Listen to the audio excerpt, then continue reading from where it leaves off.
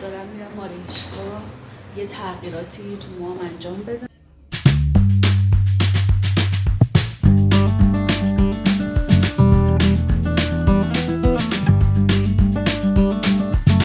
سلام، حال احوالتون چطوره؟ امیدوارم هر جا هستید خوب و خوش و سلامت باشید. به یکی دیگه از ویدیوهای من خوش اومدید. الان داریم به روزهای پایانی سال نزدیک میشیم و من یه سری کارا دارم که باید انجام بدم که تو این ولاگ یه مقدار کارا رو انجام دادم که گفتم بهتونم نشون بدم و با شما به اشتراک بذارم. من پارسال سبزه عدس درست کرده بودم، امسال گفتم که بذار یه چیز متفاوت تر درست کنم. بعد همونجوری که داشتم میگشتم تو اینستاگرام یه پست دیدم خیلی خوشم اومد که اومده بود با ذرت سبزه درست کرده بود. امسال منم همین کاری کردم، با ذرت سبزه درست کردم.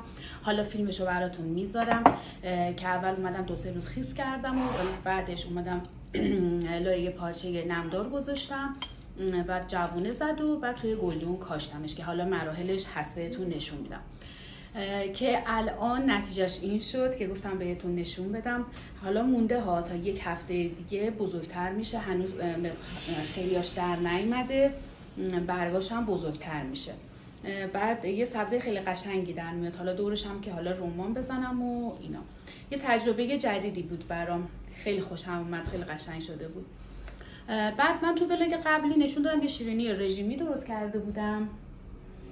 گفتم که حالا این دفعه یه شیرینی درست کنم. یه دونه شیرینی راحت پیدا کردم که اصلا نه فر میخواد و نه کلا همزن میخواد، هم پختنی نیستش، با قالب هستش و گفتم حالا بهتون نشون میدم در ادامه با هم دیگه درستش میکنیم. بعد یکی این که دیگه من گفتم که برای خودم رفتم ترمیم ناخن رفتم که قبل و بعدش رو براتون میذارم که حالت فرنج کردم، حالا زیاد فکر نکنم معلوم بشه. و بعد از اونم که رفتم آرایشگاه و موامو تغییر دادم، رنگ موامو که یه مشی انجام دادم که گفتم ببینید، حالا نمیدونم بهم میاد یا نه، تو کامنت ها حتما بهم بگید که من چون موامم کم بود و اینا کلا با چیز در آوردم، مش سوزنی کردم، با کلاه برام در آورد و نمیدونم حالا رنگش بهم میاد یا نه، چون من سفیدی زیاد دارم و اینا باید حتما مش کنم و اینا باید حتما همش رنگای تیره بذارم تا اون سفیدی ها بره و اینا. حالا نمیدونم بهم میاد یا نه دیگه. خلاصه دیگه این کارا رو انجام دادم. حالا قراره که با همدیگه یه شیرینی درست کنیم. بزن بریم که یه شیرینی درست کنیم. موبایل منم داره زنگ میخوره. برای درست کردن این شیرینی که گفتم نه فر میخواد، نه پختن میخواد، کلا نه همزن میخواد، از این قالبای سیلیکونی میخواد که من تهیه کردم، نداشتم رفتم تهیه کردم، فکر کنم 125 تومن پول همینو دادم. خب بعد براتون میمونه دیگه. بعد من از طرح‌های مختلفش استفاده کردم، فکر کنم قشنگ‌تر بشه. حالا میام چیکار می‌کنیم؟ شکلات سکه‌ای رو من حالت هم تلخش رو هم تلخ نیست ببخشید، هم قهوه‌ایش رو هم سفیدش رو گرفتم. یا حالت بنماری آبش می‌کنید یا من اینطوری تو یه لیوان آب جوش ریختم گذاشتم توش که حالت اینطوری آب شد. خب میایم حالت 1/3 از این قالبا رو خیلی کمش رو یا یه لایه نازک بدون اینکه چرب کنید از همین شکلات‌ها می‌ریزید. حتی من یه جا دیدم که میتونید مثلا ورق طلا بگیرید بریزید توش، یا مثلا گل محمدی که خورد شده باشه برگ‌های ریزش، دیگه از سلیقه‌ای دیگه دست خودتونه. حالا من ساده همین شکلات ها رو تو اینا یه مقدار یه لایه نازک پر میکنم، بعد میذارم توی یخچال که خودشو ببنده و بعد مراحل بعد رو بهتون نشون میدم.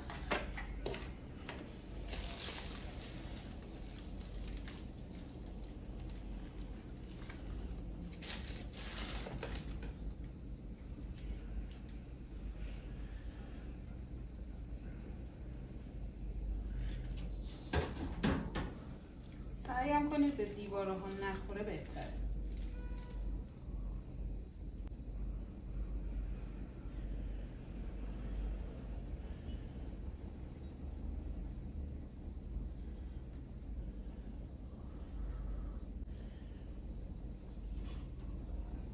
بعد میایم یه مقدار ضربه بهش بزنیم که صاف بشه.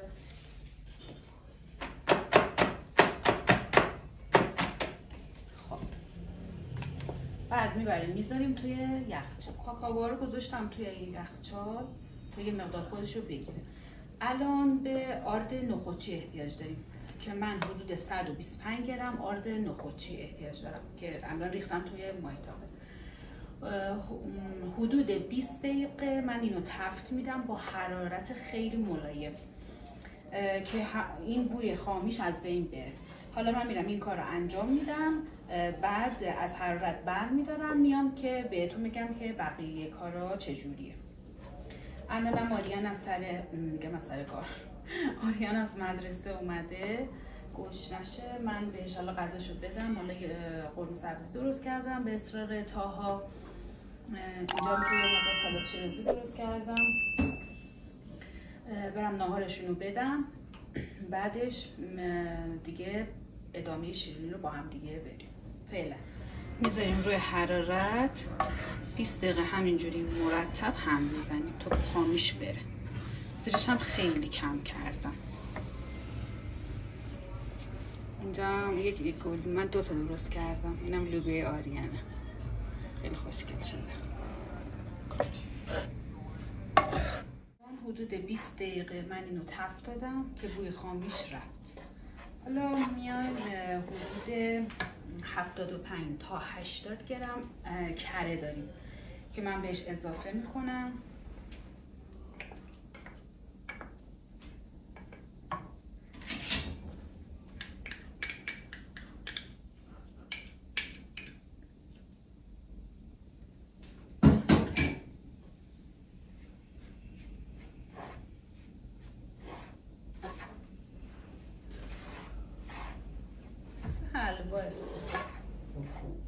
اگر چیز کم بود، کرهش کم بود، میتونید کره یا روغن جامد هم اضافه کنید.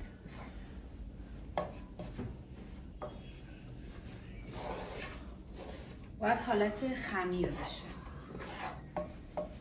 بعد ما چیز داریم، پودر قند که هلوهوش 75 گرمه. اینم الکش میکنیم، بهش اضافه میکنیم.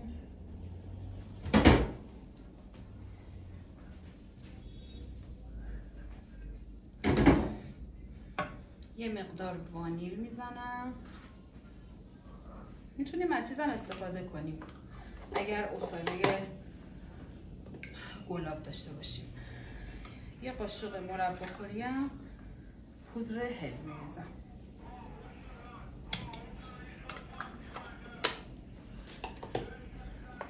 اینا رو دیگه با هم مخلوط میکنیم و دیگه تمام میشه. اگه روغنش کم بود یه مقدار میزنیم.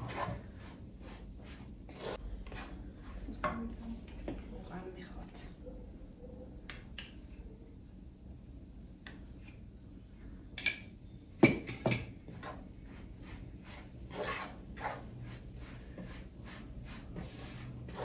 من اینو از فریزر در آوردم، یا منظور هم یخچال در آوردم. الان قشنگ کاکائو گرفته. بعد این موادی که الان درست کردم اینطوری شد، حالت حلوا شد. حالا نه خیلی داغه نه خیلی هم که سرده. میایم یه مقدار برمی‌داریم و روی اینا رو خرد میکنیم.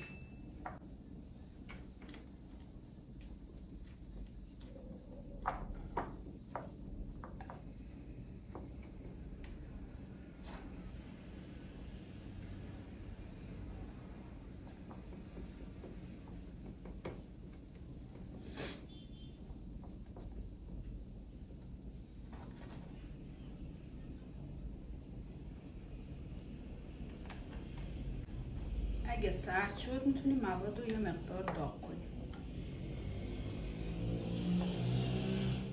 من با مواد اینا رو پر کردم. حالا میذارم توی یخچال.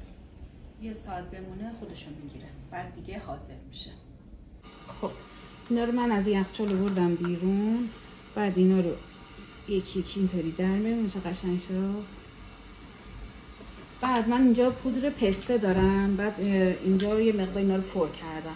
حالا میتونیم با مثلا کاکائو هم حالا حتی مثلا طرح بهش بدید، اون دیگه دست خودتونه دیگه، هر کاری. ببین چه راحت در میاد، هم شیکه، بهش برش تو کم میگن شیرینی یا همون برش تو. میبینی چه قشنگ در میاد.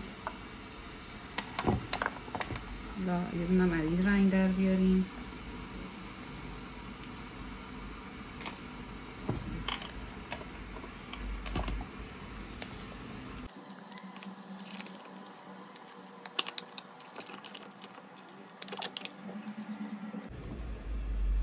این طرح خوشگلی میشه اینطوری.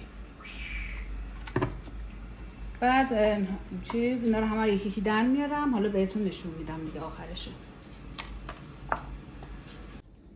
خب تو اینا رو میتونیم با همون شکلات مخالفش پر کنیم. بعضیش هم که با پسته، پودر پسته پر کردم اینطوری.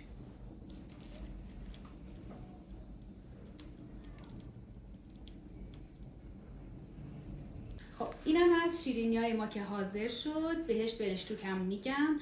دیدید که خیلی راحت بود، حتما درست کنید. مرسی که تا آخر ویدیو با من بودید. ممنون که منو حمایت میکنید. تا ویدیو و ولاگ بعدی هم خدا نگهدار.